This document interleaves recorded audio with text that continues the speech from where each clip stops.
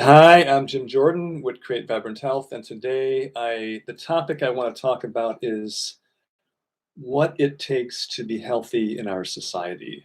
So it's a big topic, and I'm not going to go into too much detail, but I do want to give you some ideas, some thoughts of mine. So first of all, a little bit about my background. Twice in my adult life, I've had health challenges, and each time I've learned new things, basically new things I have to rewire my brain around so I can start to live a healthy life. So my first round in my 20s was really more about the environment and my food diet. And I had to learn that we really have to start to get in touch with healthy food.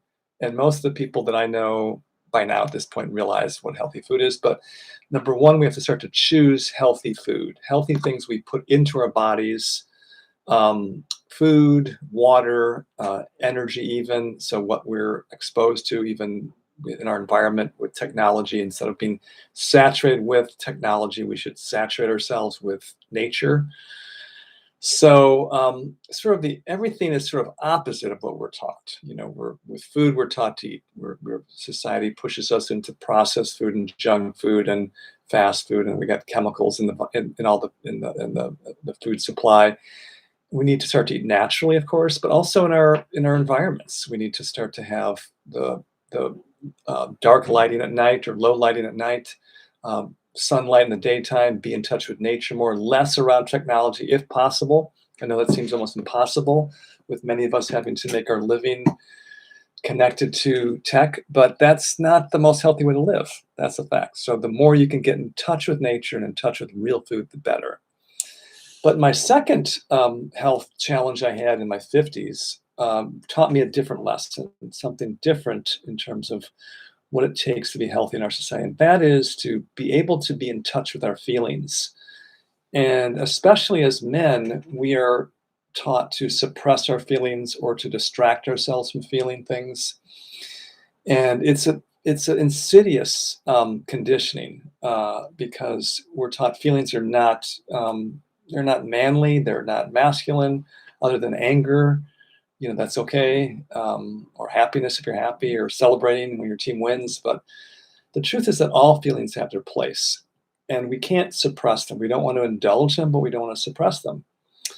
So often, even now, after I've done quite a bit of work on the emotional part of my life, I can notice at times I feel something is off. I don't feel good. And today's an example. I was feeling just some anxiety, and I didn't know what it was. And then finally, it dawned on me. Well, one of my best friends is leaving the country for good, and I actually felt sad. But of course, as a man, you're not supposed to feel sad or show sadness. So that was just pushed down, and then that triggered a response of like some anxiety because we're afraid of feeling these more tender emotions. And once I got more in touch with the sadness, then the energy lifted and I felt happier again, and the anxiety went away. So that's an example of how important it is to really be able to access the truth of what we're feeling, not to push it away, not to indulge it, but to just let ourselves feel what is going on, whether it's fear or sadness or guilt, even, or shame, or whatever it is, it's okay. It all has its place. So, what it takes to be healthy in our society is really to really be independent and to start to live a natural life, which is, of course, like I said, food, the environment, and your feelings. Those are the three big areas, and our relationships too. To live a natural life in relationship with community, with people, not just with Facebook friends, but actual in flesh people that we can hug and shake hands and touch and play games with. And that's part of what it takes to be healthy in the world. And that's also missing for so many of us.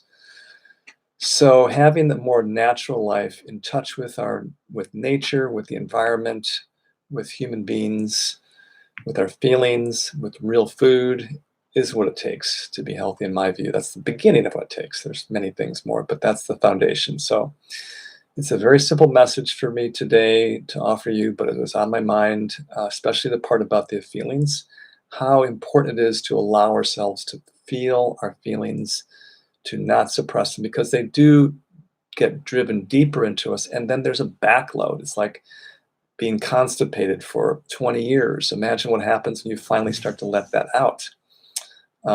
Yes, it can be messy, and that's what I experienced. I'd been backlogged for some years and catching up, and a lot of us, especially men, have a lot of catching up to do with our feelings from things that have been pushed down.